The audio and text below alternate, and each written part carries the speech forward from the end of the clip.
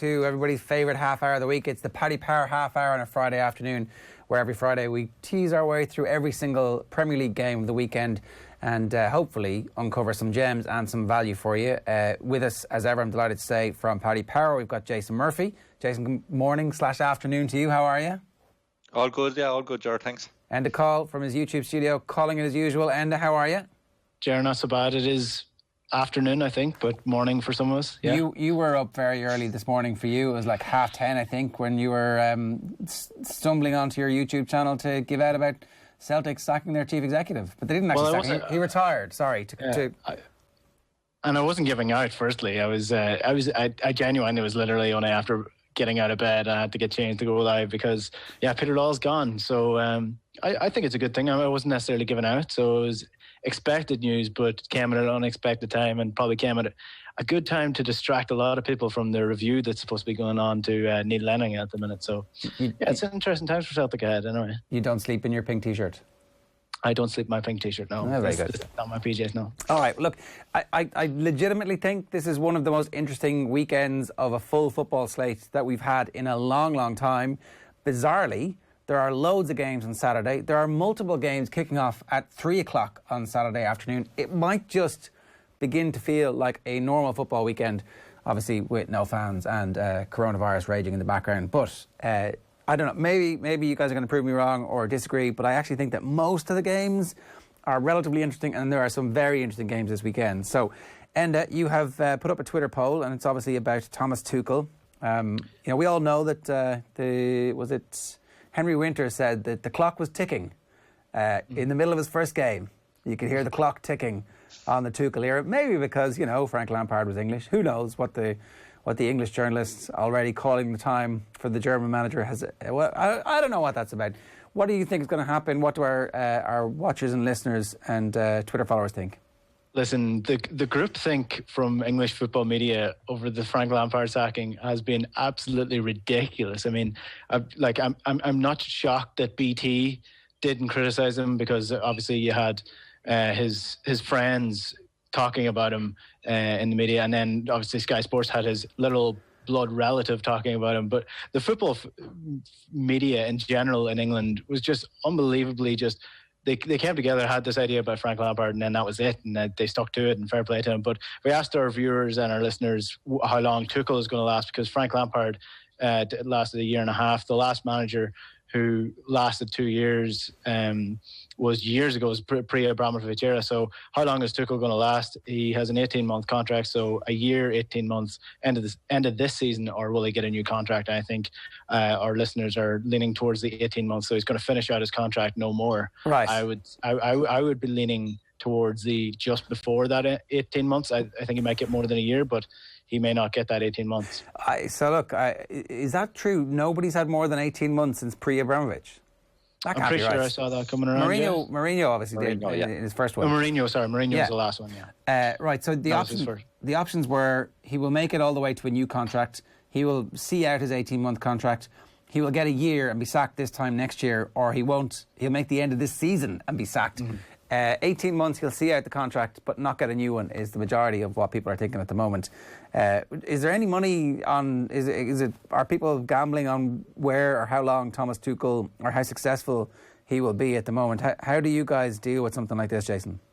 Yeah, so we've a really good specials team here. They're very reactive, and obviously this is very topical this week. So we've Thomas Tuchel specials on site at the moment.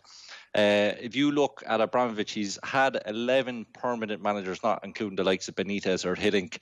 The average length of time is 17 months, and then the median is about 11 months. So Mourinho skews it a bit because he had a couple of years, a couple of times there.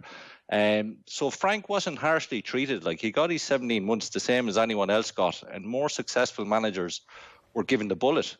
So I think Abramovich has done what's right for his club at this time.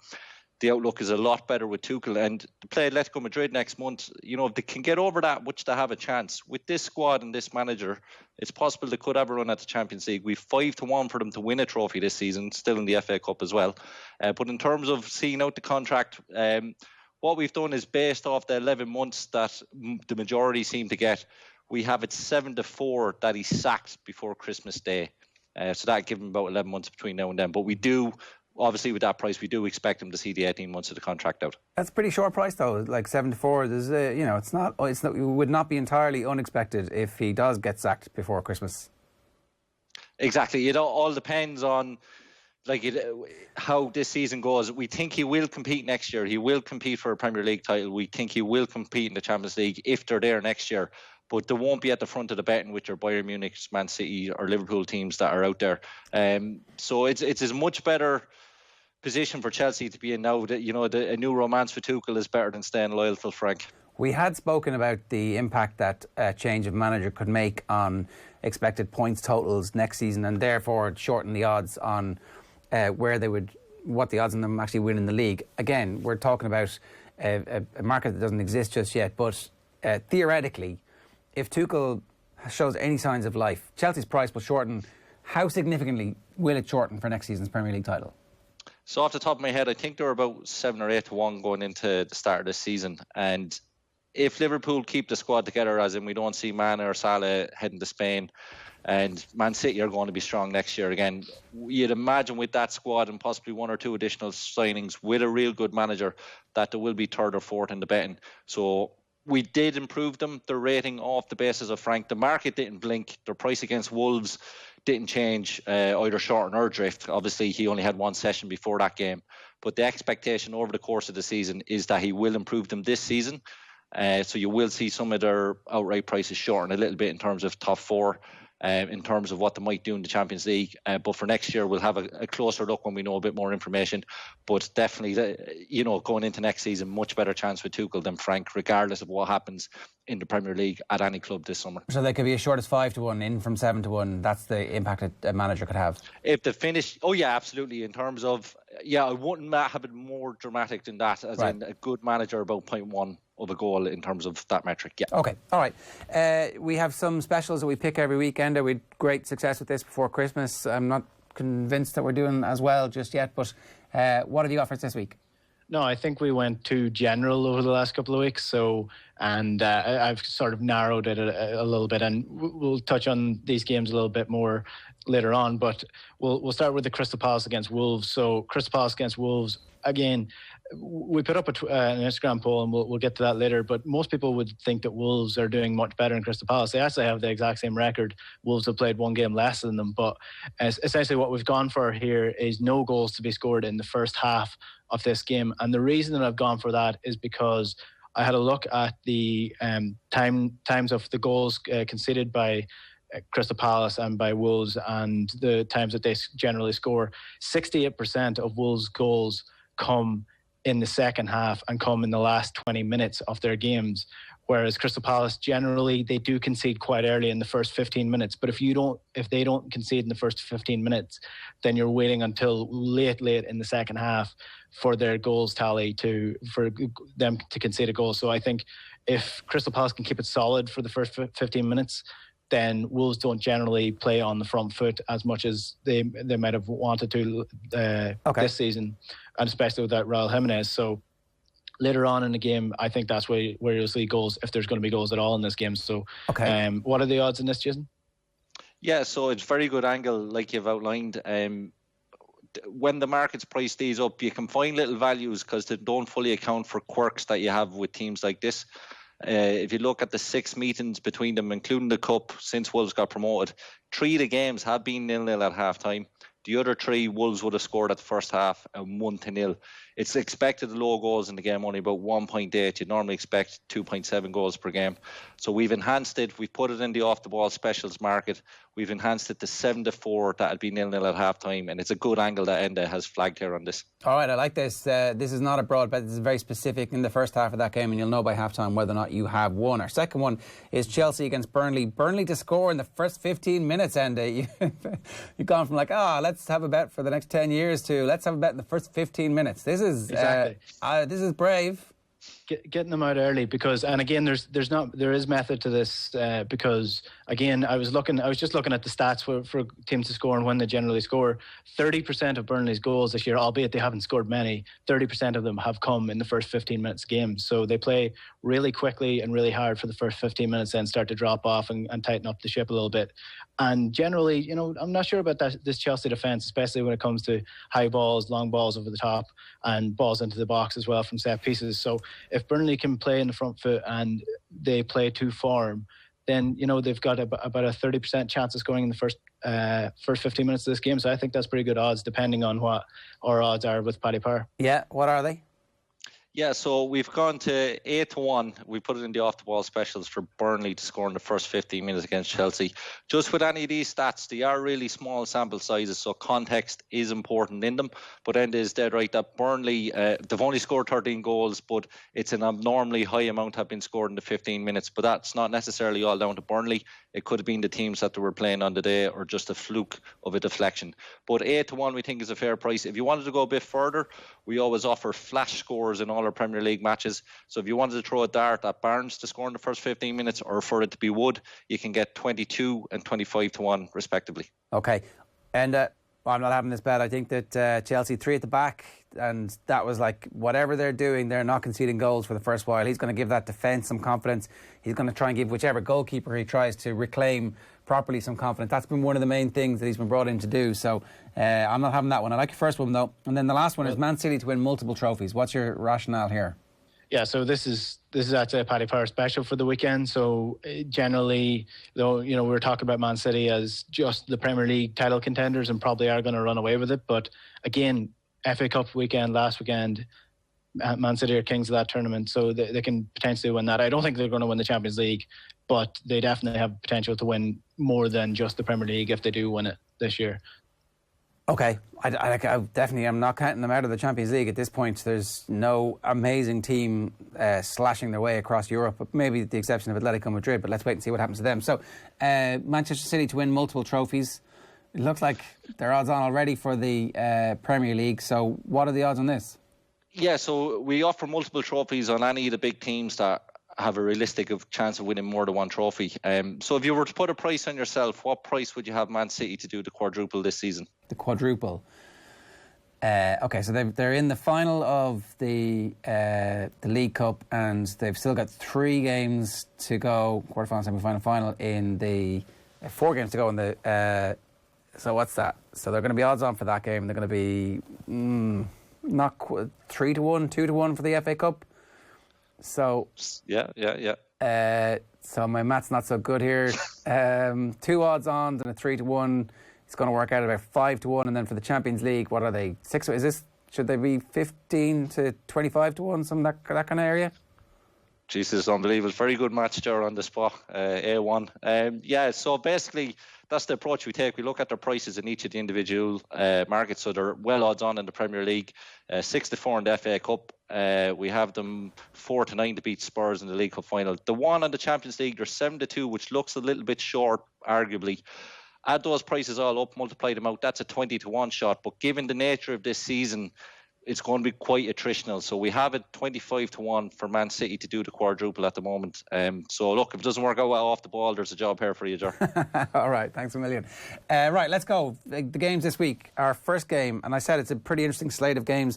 It starts off with, okay, not the most exciting, but it's Everton against Newcastle. And it might be exciting because it might be the end of the Steve Bruce era. And I don't really have that much to say beyond I think that this is going to be a very low-scoring game. That's what the XG would tell you.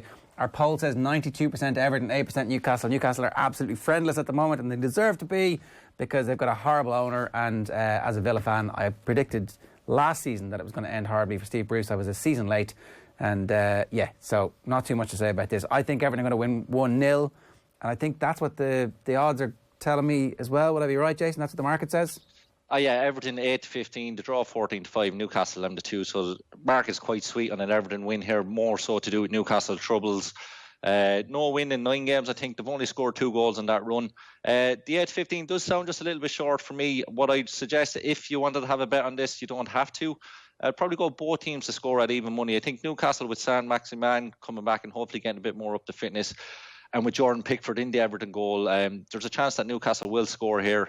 So for me, even money at both teams to score is probably the better bet. And it is the early kickoff. It can kill your rackets. I would be reluctant at touching Everton at 8-15. All right, let's move on because we want to save some time for the big game, Arsenal Man United. Crystal Palace against Wolves. Enda, what do you got to say about this? Yeah, so I don't really have much to say other than what I said earlier on in terms of how evenly matched these sides actually are, and to go for a later goal if you're going to go for goals in this. But I suppose if one other angle just before we move on to the next game is probably goal scorer, and who's going to score in this game if Crystal Palace scores. It's going to be Wilfred Zaha. If he's fit, if he's playing, and Crystal Palace score, it's likely to be him. So I think if you're looking for a goal scorer market in this, Wilfred Zaha anytime would be a decent enough shot. All right, Jason? Yeah, Palace 15-8, the draw 2-1 and Wolves 8-5. With a game like this, it's low scoring. You either go to both teams to score no angle at about 4-5. Like I said, it's either 0-0 at half time, or if Wolves score in the first half to keep Palace scoreless for the remainder of the game. We'll be interested to see Willian Jose hopefully get off the bench. I think he's a really good striker. He's fell out of favour at Real Sociedad, partly after looking for a move to Spurs last season, but he should be a good improvement for Wolves. But for me, if you're doing your racket builders at 3 o'clock with all these games on, probably the draw at the bigger price at 2-1 would be the best in the match odds market. Or the unders on the goals for that one as well. Man City against Sheffield United is next. This game is all of a sudden quite interesting because of what Sheffield United managed to do to what Sheffield United managed to do to Manchester United. 86% think that Man City are going to win this game, and frankly I agree. I think Manchester City are in excellent form at the moment. Last week was one of those routine victories that we've started to see from them over the last 5 or 6 weeks, that we were used to them having the 2 seasons where they were hitting the 100-point mark, and it's the hallmark of that intense top quality football that creates chances and teams don't really know how to defend against it. Having said that, I do think Sheffield United, was it 75% of their games that they've only lost by a goal? So I would hope that it's closer, but I'm predicting a 3-0 win for Manchester City here. That's kind of what the XG is saying for this one too. Jason, I presume it's like Sheffield United even a bigger price than they were for the game against Man United. Yeah, they're only about 11 or 12-1 against Man United, but against Man City, they're 20-1 here. Man City 1-9 and the draw 8-1. So obviously you're looking for value in other markets. Like you alluded to, Man City 7 wins in the top flight on the bounce. First time they've done that since August 2019 possibly, where they went on to win 15 games, I think. So City are getting back to the normal things we expect under Pep. The first time they finished today, top of the table on Tuesday night, first time this season. We've had 9 different teams top of the table this season. That's the most in the season since 1989, which tells you the amount of variability we've had. But remember, Man City were late starting the season. They were hidden in the pack there, but they've come to the front now just as we pass the halfway mark. So no surprises there. But a bet for this game, as you say, Sheffield United, I'd expect them to be competitive. The 3 games they've played City since getting promoted, they've lost 1-0, 2-0. They do stay competitive. So an interesting angle is second half, most goals is even money. We've seen Man City during the week bring off about 60 million quids off the bench. Laporta and the others and the likes, you know what to do. So Sheffield United stay competitive first half and probably see City open up maybe in the second half and make use of that bench. All right, that's interesting, but I haven't heard of that one before. So it's what, most goals in the second half? That's what it's called? That's it, most goals second half, even money. Okay. West Brom versus Fulham next, Enda? Yeah, don't say it, Jared. This really is a 6-pointer for relegation, isn't it? Fulham versus West Brom, what a game. But in fairness, not if they both go down, but go on. West Brom can leapfrog Fulham if they win this game, but Fulham will have 2 games played more than them, so or less than them rather. So Fulham are still in the driving seat there when it comes to it. If you're looking at this in terms of narratives, Scotty Parker, the new fresh England former football manager and former football player, now manager, he's better looking, he's more handsome, he's better dressed, but he's still managing a relegation battler team as well as Sam Allardyce. But in terms of actual footballing stats going into this game, the stats are they're stacked right up against West Brom for this. They've only won, they've actually lost all 5 of their last home games. Fulham have only lost 1 of their last 5 away games, and they're averaging about a goal and a half per away game, and Fulham or West Brom are conceding on average 2.9 goals per home game. So on paper, at least Fulham are favourites going into this game. It won't be that way though, because West Brom are obviously going to try to keep it tight as long as possible. And and anything can happen when Big Sam's in charge. So I actually think the Fulham will win this because they're playing really good football now and they seem to have clicked a little bit. But it's not going to be a high-scoring game, I don't think. So I think Fulham, but under 2.5 goals in this. All right. That's a very specific prediction, and I like the rationale behind it. Jason, what is the market saying for this? How do you price this one up? Yeah, so we have West Brom 23-10, the draw 21-10, and Fulham 5-4. I'd agree with Enda. I'd take Fulham at 5-4. Wouldn't take them much shorter. West Brom conceded 22 goals in their last 5 home games. The only concern is you need Fulham to score. They've only scored 4 in their last 7, but we have improved them a fair bit since about November onwards. Scotty Parker has made changes there, but to be honest, they are both championship standard teams, and really it was Brentford that should have come up ahead of either one of these last year. But if you were having a bet, Fulham probably at that price 5-4. All right, the big game of the weekend, Arsenal against Manchester United. It is 43% according to our Instagram followers think Arsenal are going to win this, and 57% think Manchester United are going to win. I would say if we'd been doing this last week, it would have been 30-70. So Arsenal fans getting confident, Manchester United fans starting to have a little bit of jitters because actually David De Gea not that amazing, and maybe Pogba's going to get disinterested again if the title isn't on the table. Who knows what's going to happen? Enda, one of the storied rivalries of your youth, you must be very much looking forward to this as a Manchester United fan. Yeah, I was doing a bit of commentator bingo or Sky Sports bingo when it comes to this game. How much do you reckon there's going to be? Has this rivalry lost a bit of edge in the last couple of years? Remember that tunnel incident? Remember Vieira and Keane kicking lumps out of each other in 2004? It's like watching. Do you know the episode of South Park with the member berries? And it's sickening at this point. Arsenal and United is no longer a rivalry. It's just not. A rivalry is only a rivalry if A, both teams are going for the title, and B, two teams are in the nearest city closest to each other, or they're in the same city. Neither are true for these teams. So can we please stop calling this a rivalry? Because it's not. It's just a big game. Arsenal United is always a big game, but it is no longer a rivalry. Man City, Liverpool is the rivalry of England now, and end off. That's what I wanted to put. Arsenal are irrelevant, Enda. That's what you're saying. Arsenal are irrelevant. At this point, they actually are. In fairness, who really thinks Arsenal are going to finish anywhere near the top 4 at this stage? Well, things have turned around. Arteta, he's got Partey back. He's got Odegaard in, so there's a bit of competition for the 10 spots. I mean, they have allowed their manager some time to learn. He is clearly learning and getting better. He's burned all of the bad influences out of the club. I'd say training is a bit more crack, and he's starting to believe that he's starting to feel himself a bit.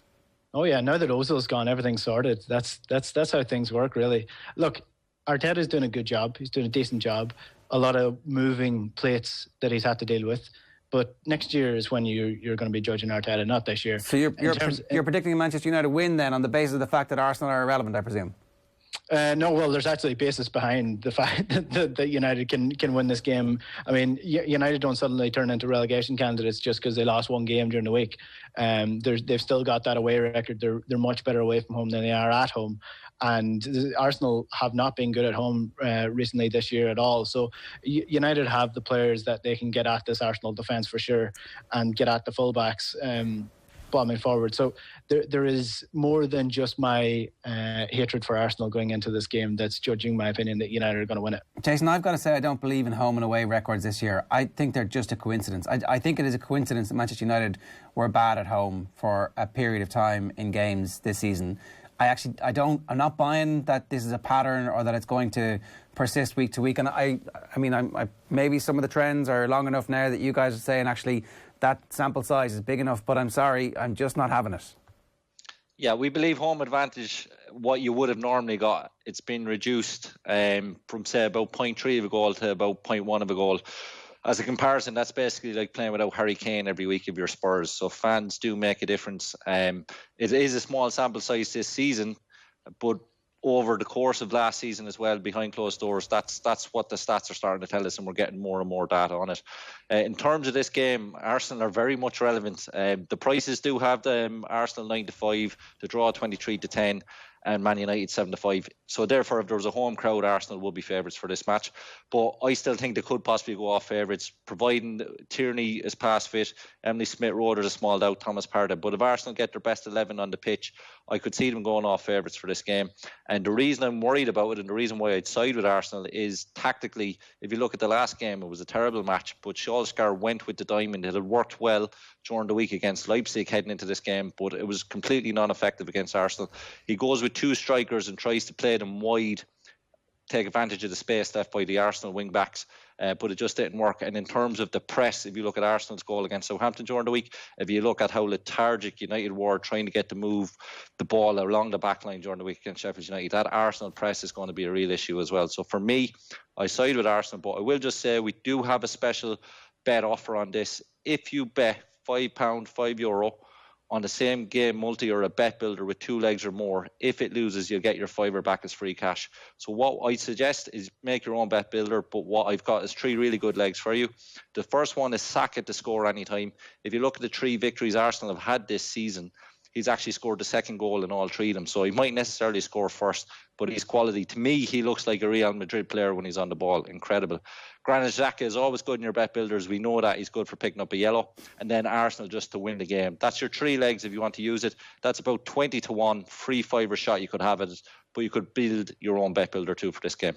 2 Kerry-esque yelling going on from the 2 Manchester United fans on the show this week. There's no way that you guys both think that Manchester United are going to get beaten by Arsenal. I don't believe in your hearts. This is your emotional shield that you're putting up there, so that when Man United actually win or get a draw, you're like, wow, look, actually we're better than we think we are. No, it's simple maths. You take the heart out of it, you take the cognitive biases out of it, and the maths tell me that the value in those prices is with Arsenal. I think it's going to be a draw, to be honest. I think that what happened in the first game is going to happen again, that the 2 managers get in each other's heads a little bit. I will be interested to see, though, if Manchester United now, as a chasing team, throw off the shackles a little bit more and start going for games and be a little bit less, if Solskjaer is a little bit less conservative in his team selection for these and in his approach to it. So I think it's also a slightly different team this time round from the last one, and that Cavani will start and he will actually make sure that their press is fairly so the opposite of lethargic and a bit more aggressive. So we'll see. And what was your prediction? You're predicting an Arsenal win? No, I think United are going to win it. Right. You think United are going to win? Yeah. So if United win, we've an Arsenal win, and we've got a draw between the 3 of us. Yeah. And that's why we have a market, ladies and gentlemen. Southampton versus Aston Villa, Enda. Southampton Aston Villa is your game, Jerry, I think, is it? Well, it says... No, it's not. It's mine. Sorry, it's my game. So, yeah, both these sides, the surprise of the season so far, really. Southampton and Aston Villa both been brilliant. Aston Villa, like, even though they drew with Burnley the other day... They got beaten, Enda. They got beaten. Sorry, they got beaten, sorry. Sorry. They were still excellent in that game, I thought. They're really, really building something, and if they can keep Jack Grealish in their side, then they can really push on this. In terms of this game, you're looking at 2 teams that score quite a lot and concede quite a lot as well. The question about this is Danny Ings and whether or not he's going to play. He tested positive for COVID, and he'll probably miss this game as well. So if he's not playing, then I would favour Aston Villa going into it. But in terms of actually leaning towards either side, I think it's probably going to be a draw, but I'd go with a goals market bet in this, I think. Okay. In terms of probably over 2.5. Yeah, Jason, Villa's records defensively have been excellent up until the Burnley game. When it went 1-0, I was like, this is great because we're going to see this out. But I do have this fear, again, the source for this is Ronan O'Gara looking at the Bundesliga and how teams that have had COVID, it has a negative impact on them. So I'm just concerned that there's a bit of data that we don't actually know what the impact is going to be on Villa and that long tail. How many of that first team actually had COVID? How bad did they have it? What's their lung function like? All that kind of stuff, because they looked a little bit tired in that second half. They looked great and they looked as good as they've done all season in that first half, but that's my concern, is that there's just a little bit of unknown here when it comes to pricing this up and to having a financial interest in it. Yeah, no, it's a very good point. It's an interesting bit of information, and how much weight you give to it with any piece of information is important. But what we will say is that game the other night, the 2 goals that Burnley got late on, I mean, it's a cross that ends up in the back of the net, and it's a header from Wood that if that ball leaves his head and goes anywhere but the exact point it goes, it isn't a goal. Like Villa should have been ahead at half-time by more. Watkins, Traore, Barkley all had great chances in the first half. So for me, I'm siding with Villa at the price here at 13-10. Southampton are 15-8, but Southampton, they've only one win in 7, and they're missing 4 of what you consider their best 11. So Walker-Peters mightn't be necessarily a name that stands out, or Gineppo mightn't be a name that stands out, but Vestergaard and Romeo are really important players in that team that have been missing, and I think has contributed to the poor run of form. So for me, Aston Villa at 13-10, the performance is really good, and we're just unlucky against Burnley. Speaking of Burnley, they're up next. Chelsea against Burnley, high noon on Sunday. So all those games we spoke about are all Saturday games this weekend. And again, that's one of those reasons why it feels like a normal Premier League weekend. 75% of you are buying the Thomas Tuchel hype on Instagram, just 25% going for Burnley. This one, you had a great suggestion of a bet last week in the Cup back in Burnley. They've come through that fixture and they're in excellent form at the moment. I still think Chelsea are going to win this game. I have them down as a 2-0, and that's what the XG markets are kind of suggesting for me. But I'm doing this very tentatively, Jason. Yeah, and rightly so. Again, it's the early kick-off Sunday, and it's a price that it doesn't add enough juice to my acca for me to put Chelsea in at 1-3. You've Burnley 17-2 and the draw 15-4. Tuchel spoke during the week. It's really interesting. It's going to be great to listen to these press conferences about how they had 16 recoveries in the final phase, and obviously recovering the ball, you know, you're attacking, pressing, you have options when you win it back, and the other defence is disorganised. But Burnley won't try and play out from the back, so it'll be interesting to see how even what opportunity there is to get recoveries in the final third. But as Enda alluded to at the start of the show, Burnley cross the halfway line. They're going to look to put crosses into the box, and I fancy Chris Woods or Ashley Barnes, if he starts, he's a 50-50 at the moment with fitness concerns, to possibly get their head on the end of a cross if it comes in. So I'd have a look at Chris Wood anytime, or maybe Burnley in the draw double chance. I wouldn't be putting Chelsea in Miyaka at 1-3, but they should win. All right, Leicester against Leeds, Enda? Yeah, so this is the game of the weekend written all over it, so inevitably it's going to end 0-0, Ger. So you've got Brendan Rodgers going up against Marcelo Bielsa. I think most of our Instagram viewers are leaning towards Leicester for this because of the form that Leeds have been in since that tweet, really, and they've been playing pretty poorly. I put more weight on the fact that Leeds are playing away from home. I think they reseeded their home pitch, but their home pitch has been absolutely dire over the last couple of weeks, and that is actually playing into how badly they're playing, because the ball was holding up and they weren't able to move it as quickly as they want. One thing that I would also lean in the favour of Leeds for this as well is the fact that Jamie Vardy is out injured for this. He'll be out for a couple of weeks with I think he's getting a hernia removed, so he'll be out for a couple of weeks, maybe 10 days according to Brendan Rodgers. But going into this game, Leicester have the form, Leeds don't, and honestly I'm not sure that Leeds have the players to get past this Leicester side because they're playing so well. But it's one of those ones, again, I'm very weary of putting two sides like this who you think are going to go at each other in an accumulator and leaning towards either side. I think Leicester are going to win this easy. What are you talking about? I think Leicester will win this game. They're a far superior team. That's what I'm saying. That's what I think they will do, but I'd be weary of putting it in case it would actually destroy the whole accumulator. Lash it in. I would go for a goals bet in this instead, okay. But I do think Leicester will win this game. Okay, I think he's wrong, Jason. What does the money say?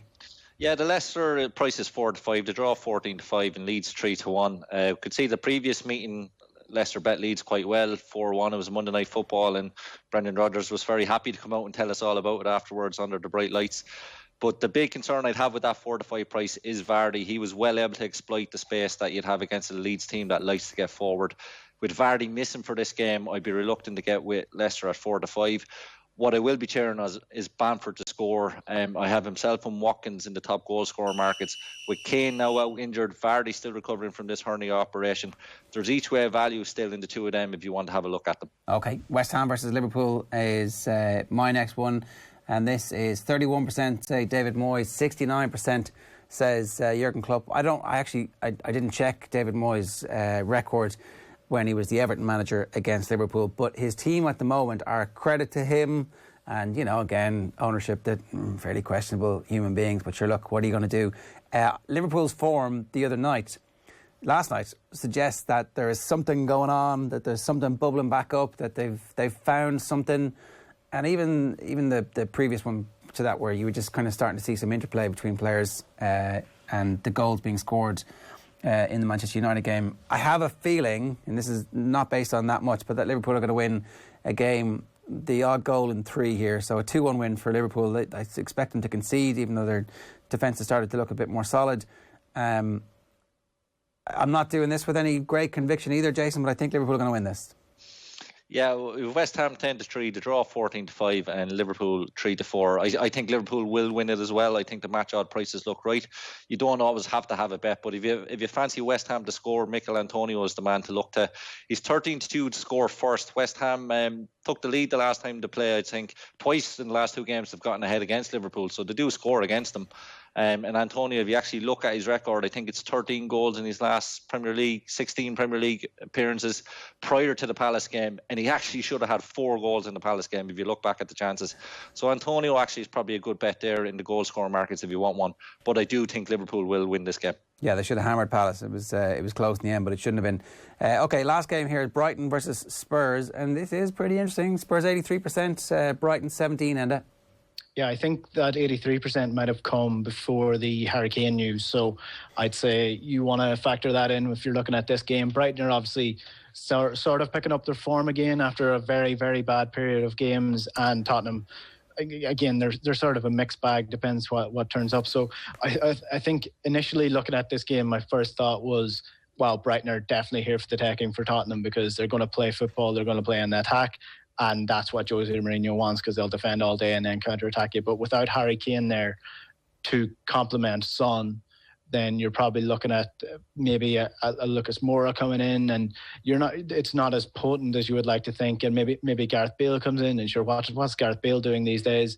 And I think this is going to be closer than it initially was when Harry Kane was fit for this. So draw? I would lean towards, I still think Brighton are the exact type of team Tottenham like to play, but I think it leans towards more of a draw. So I think, Jason, if you fill us in with the odds, that would probably make my decision. Yeah, that's the smart thing to do, lads. You don't always bet at the right price. Brighton 2-1, the draw 23-10, Spurs 5-4. For me, Spurs were 11-10 before Kane got injured, and now it's drifted to 5-4. I thought that 11-10 was a bit of a bet. I'll wait and see team news, and I might get with Tottenham at 5-4. Just in terms of, I think this is a real good one in terms of XG conversation. Brighton were competitive the last game against Spurs. Kane won a penalty that was never a penalty for falling over Lallana himself. What I would say is, when you look at XG for one single game, it helps tell a narrative and a tactical story of what happened in that one game, but it doesn't predict what's going to happen for the rest of the season. If you look at XG over 6 games, it can tell you if a team has been unlucky or lucky. And we've seen with Liverpool recently, over that run, they were just unlucky. The XG in the process was very good. And then if you look at XG on 10 games or more, if the results aren't matching up with XG at that stage, it's more of an indicator that either the XG is missing something or there's something missing in the process. And with Brighton now at this stage, into the Potter project, they are underperforming their XG, and that suggests, like we've alluded to, that you need a striker to finish those chances. But for me, I'll wait and see what the prices for this are, but I do expect it to be a lot closer than might be thought just looking at the team names. So you're getting off the Brighton bandwagon? You're on the verge. You've got one foot in the water. Yeah, there's only so many times you can be hurt, you know what I mean? All right. But look, listen, we'll see if they can bring in a striker. There's no rumours on it that they will. Obviously, money is tight with COVID and everything else that goes into it. But that's all that seems to be missing out, that Brighton team being a top 10 team as opposed to hovering where they are at the moment. All right, good stuff. Thanks a million to Jason and Enda for joining us this week on the Paddy Power Half Hour. Make sure you tune in next Friday afternoon at 1:30. We broadcast across all of our social channels, and we'll have news of an incredible weekly giveaway that we'll be doing for you to help ease some of the burden that you have at the moment. That's all coming on next week's Paddy Power Half Hour. We'll see you then. Take care. The Paddy Power Half Hour on OTB Sports.